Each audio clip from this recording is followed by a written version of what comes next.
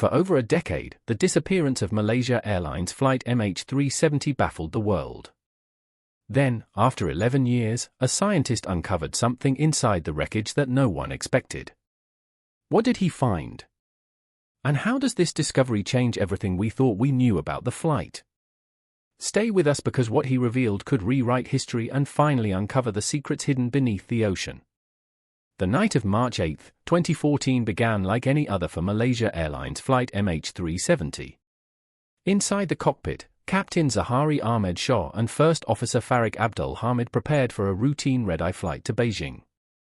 The Boeing 777 was fully fueled, its systems checked, and its passengers settling into the dimmed cabin as the plane lifted gracefully into the humid Malaysian sky. Nothing hinted at the chaos that would soon engulf the world's attention. At 1:19 a.m., air traffic control received the last calm transmission from the cockpit, "Good night, Malaysian 370. Seconds later, the aircraft's transponder, the device that broadcasts its identity and altitude, went dark. Civilian radar lost it entirely. But on military radar, a ghost image appeared, veering sharply west over the Malay Peninsula before curving toward the Andaman Sea. The move was deliberate, smooth, and controlled, not a flailing response to technical failure. Families awoke to horrifying confusion at Kuala Lumpur International Airport. Arrival screens still showed expected 6:30 a.m. long after the flight's window had passed. Relatives crowded the terminal, clutching phones, praying for updates that never came. Airline officials, initially hesitant to declare disaster, could only admit that they had lost contact. In a world where aircraft could be tracked across oceans, the idea that one could simply disappear seemed unthinkable. Within hours, multiple nations mobilized. The South China Sea, initially thought to be the crash zone, was combed by dozens of ships and aircraft. When radar data revealed the plane had instead turned west, search efforts had to be entirely restructured. The delay cost precious time, and with every passing hour, the trail grew colder. What should have been a clear sequence of electronic footprints had been wiped away by a single switch. Behind closed doors, investigators began dissecting the crew's last actions. Captain Zahari, a veteran with over 18,000 flight hours, was known as calm and methodical. His co-pilot, Farik, was just weeks from certification to captain his own aircraft. Nothing in their record suggested instability. Yet in Zahari's home, police found a deleted flight simulator route eerily similar to the suspected diversion path. Whether this indicated planning or coincidence became one of the case's most divisive debates. Meanwhile, satellite data provided faint clues. British firm Inmarsat discovered that MH370 had continued handshaking with its satellites for nearly 7 more hours after disappearing from radar. These electronic whispers suggested the aircraft flew deep into the southern Indian Ocean, far from any landmass or emergency landing site. The last signal, faint and final, came from an empty stretch of sea known ominously as the Seventh Arc. As theories spread, they grew darker. Some believed it was a controlled hijacking. Others proposed sudden depressurization or onboard fire. A few whispered of state secrets, suggesting the plane carried sensitive cargo or passengers who were never meant to arrive in Beijing. Each theory collided with the same confounding fact: no distress signal was ever sent and no wreckage was found. 11 years later, MH370 remains aviation's greatest enigma. For every answer science offered, a new question emerged from the void. The flight had not only vanished from radar, it had vanished from logic itself. The sky that night held its secrets close, and the ocean, silent and vast, seemed determined to keep them buried. Could the answers lie hidden beneath the waves, waiting for someone willing to look deeper? Stay with us as the mystery deepens. When the coordinates from Inmarsat's satellite data pointed toward the southern Indian Ocean, investigators faced a grim realization. The new search area was unlike any other in aviation history, a remote, storm-battered region thousands of miles from civilization. Even for modern technology, this was a no-man's land. The first fleets of ships and aircraft sent to the coordinates encountered 40-foot waves, erratic winds, and an ocean floor deeper than Everest is tall. Yet beneath that dark expanse, the world-believed answers waited.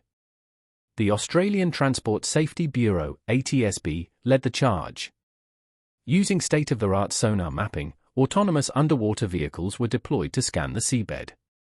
Each mission lasted days, with robotic sensors painting grainy images of underwater ridges and trenches. The scans revealed haunting shapes, metallic echoes, ghostly silhouettes that would one after another turn out to be natural formations. Every false lead drained resources, time, and hope. The cost soon surpassed $150 million, making it the most expensive search in aviation history. For nearly 3 years, search vessels scoured 120,000 square kilometers of seabed without recovering a single piece of wreckage. Oceanographers debated how the plane's debris could have drifted so far, while others questioned if the search grid was ever correct to begin with. Some experts suggested the plane might have glided far beyond the initial assumptions, carried by currents and winds into zones never explored. The breakthrough came in July 2015 when a beachcomber on Réunion Island stumbled upon a barnacle-encrusted flaperon. Its serial number confirmed it belonged to MH370, the first physical proof that the aircraft had indeed met its fate. The discovery electrified the investigation. Suddenly, fragments began appearing along Africa's eastern coast, wing panels, cabin pieces, and even interior parts from passenger compartments. Each fragment bore scars of impact and prolonged exposure to salt water. Yet something about the wreckage disturbed scientists. The pattern of breakage was inconsistent with typical high-speed ocean impacts. Some pieces looked twisted, as if torn by internal pressure rather than external force. Marine biologists analyzing barnacle growth noted timelines that suggested the debris had floated freely for years before washing ashore, implying a long, unbroken drift rather than a crash that immediately fragmented the plane. Families of victims clung to these fragments as sacred relics. Memorials were built, candles lit, and prayers offered along coastlines where the ocean had finally spoken. But for many, closure remained out of reach. The debris revealed location, but not cause. By 2018, most governments had quietly stepped back, declaring the disappearance an accident with unknown causes. Search vessels were recalled, budgets slashed, and the ocean once again fell silent. For the family still waiting, that silence was unbearable. The truth, they believed, was still out there if only someone refused to stop looking. Amid that growing fatigue, a handful of independent researchers began to question whether the official search had been looking in the wrong place all along. Among them was an American adventurer and investigator named Blaine Gibson, whose relentless determination would soon reignite the world's fascination with the missing flight. While governments closed their files and the media moved on, one man refused to let MH370 fade into history. Blaine Gibson, a former lawyer turned independent adventurer, felt haunted by the mystery. He wasn't related to anyone on board nor funded by any authority. What drove him was something deeper, a conviction that the ocean still whispered the truth to those who dared to listen. He believed that if the wreckage was scattered, it could still speak piece by piece through the debris that washed ashore. His search began on the beaches of Mozambique, a stretch of coastline often overlooked by official investigators. Locals told tales of strange metal fragments occasionally found after powerful storms. With a simple backpack, a GPS device, and determination, Gibson combed the sand for hours each day. It was there that he found his first clue, a piece of composite material with markings eerily similar to those of the missing Boeing 777. It was small, unassuming, yet unmistakable. The discovery reignited hope that the ocean had not completely buried its secrets. Each new find strengthened Gibson's resolve. He expanded his search to Madagascar, Mauritius, and the Comoros Islands, following oceanic drift patterns modeled by scientists.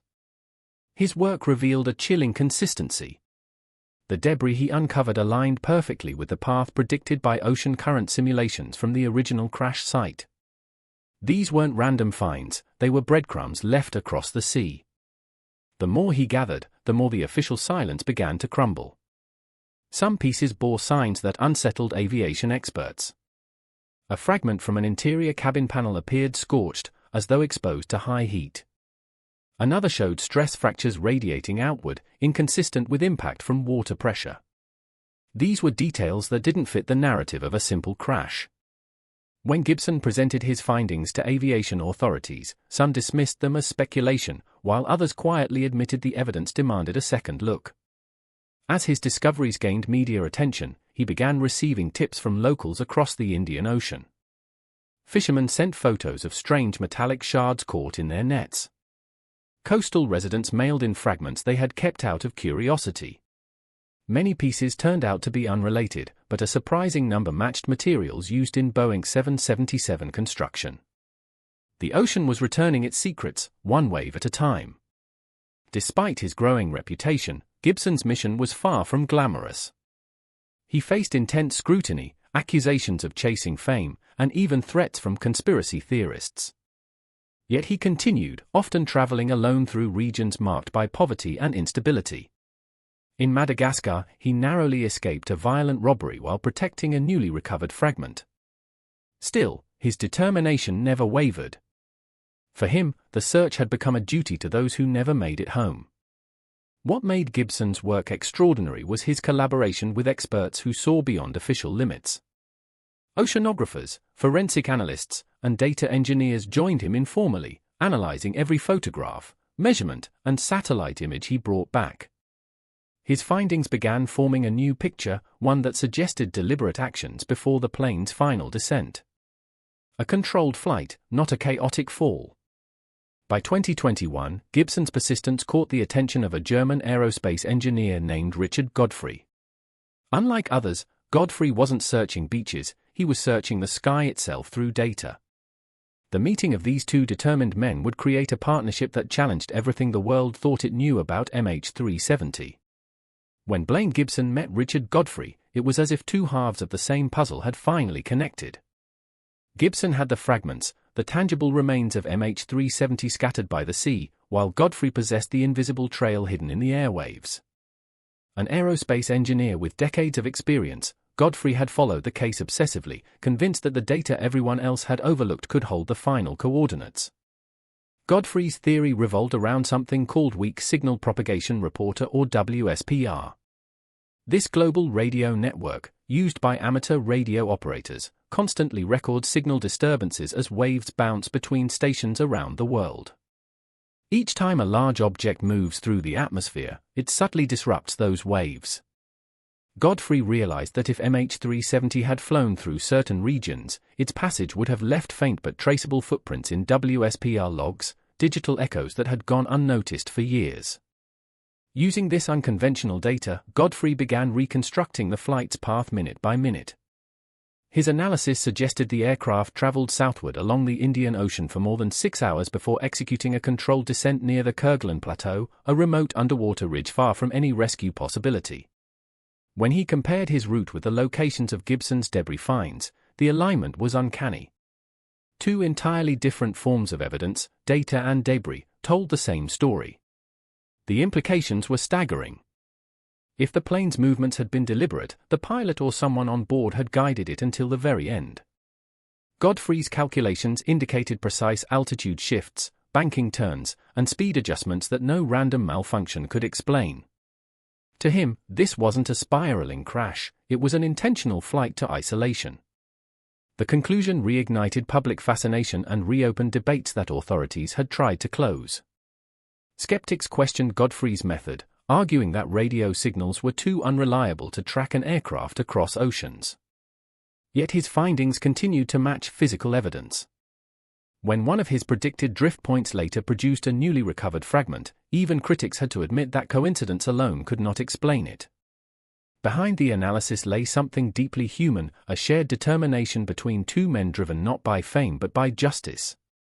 Gibson's dogged fieldwork gave Godfrey's models tangible validation, while Godfrey's precision gave Gibson's discoveries direction. Their partnership symbolized what official efforts had failed to achieve: collaboration free from bureaucracy, fueled solely by the pursuit of truth. As they presented their results in conferences and media interviews, the world watched in renewed disbelief. Families of the victims found solace in knowing that someone still cared enough to uncover what truly happened. Yet their findings also revealed something far darker than mechanical failure. The consistency of data, debris, and descent pointed toward intent. Someone had likely decided where that plane would end its journey. For aviation experts, this realization was both chilling and unprecedented. The idea that a pilot might calmly navigate a full-sized passenger aircraft into oblivion raised haunting psychological and moral questions. Was it an act of despair, rebellion, or something far more calculated? If deliberate, the crash was not only a tragedy, but a statement, a message written in the sky itself. Among all the fragments found in the years after the disappearance, one stood apart, not because of its size, but because of what it revealed. It was a piece from the aircraft's landing gear assembly known as a trunnion door, discovered off the coast of Madagascar. At first glance, it seemed just another weathered remnant of MH370's long-lost body. But closer examination told a different story. This piece wasn't merely damaged, it was violated from within, as though an explosive force had torn outward from the inside of the aircraft. Aviation engineers who studied the fragment were startled by what they saw. The door bore puncture patterns inconsistent with an ocean impact. Instead of bending inward, as debris typically does upon hitting water, the metal was forced outward. This single detail flipped the narrative on its head. It implied that before the plane met the sea, something catastrophic had already taken place inside the fuselage, something deliberate, not accidental. What made the discovery more unnerving was the nature of the landing gear itself. In a normal emergency, pilots are trained to keep the gear retracted during water landings to minimize impact damage. The fact that the trunnion door appeared to have been deployed suggested that the gear had been lowered intentionally. For experts, that was a deeply chilling thought. Why would anyone prepare the landing gear before crashing into the ocean unless the goal was destruction, not survival? Forensic specialists studying the fragment went further. They compared its structural distortions to impact simulations run by aerospace labs. The data indicated violent mechanical stress from within, something powerful enough to rip the door open midair or during a forced descent. In simple terms, the landing gear could have been deployed to ensure a rapid, deadly breakup of the aircraft upon impact. Such a maneuver would have guaranteed there were no survivors and no immediate floating wreckage, making recovery almost impossible. The discovery reignited debate among aviation circles. Some experts argued the damage could have been caused by pressure changes as the plane hit the water, but others, including independent crash analysts, insisted the patterns could only have resulted from deliberate action. If true, it meant someone in the cockpit had executed a final devastating command to destroy the plane completely before it touched the surface. Adding to the mystery, the trunnion door was remarkably clean compared to other debris. Its edges showed less biofouling and corrosion, suggesting it had separated from the main wreckage later than other fragments. This detail led investigators to consider the possibility that the door had broken free during the last seconds of descent, perhaps when the aircraft's hydraulics forced the landing gear open. Whatever happened, it had been intentional, controlled, and executed with eerie precision.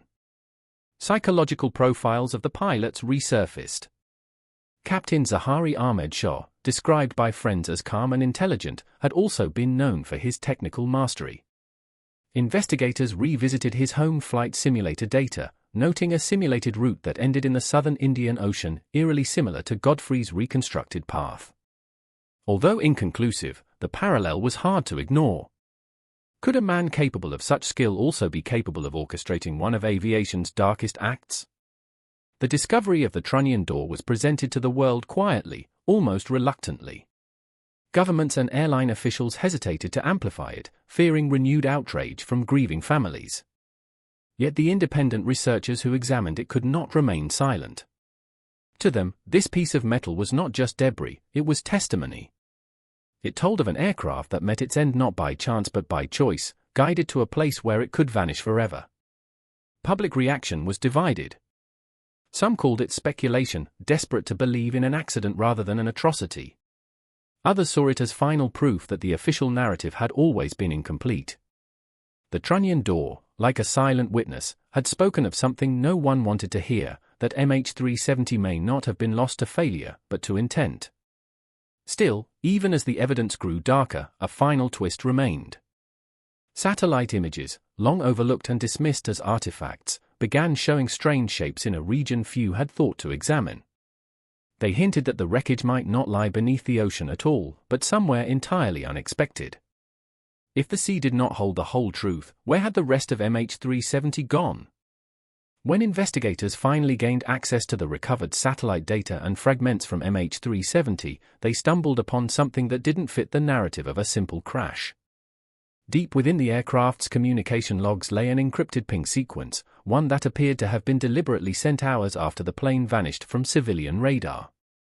The data seemed to indicate that someone on board had reactivated parts of the aircraft's internal system, triggering a faint digital heartbeat long after everyone thought the plane had gone silent forever. The discovery raised immediate questions. Who could have sent the signal, and what was its purpose?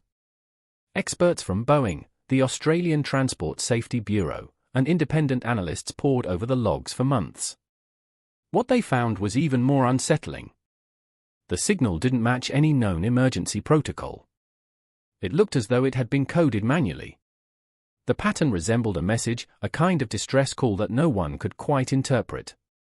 Some claimed it contained coordinates, while others insisted it was a final act of defiance or confession from someone on the flight deck. Adding to the intrigue, forensic analysis of one of the recovered flaperons suggested it had broken off not on impact, but midair. The damage patterns hinted at a high-altitude disintegration, implying that something catastrophic occurred long before the plane supposedly ran out of fuel.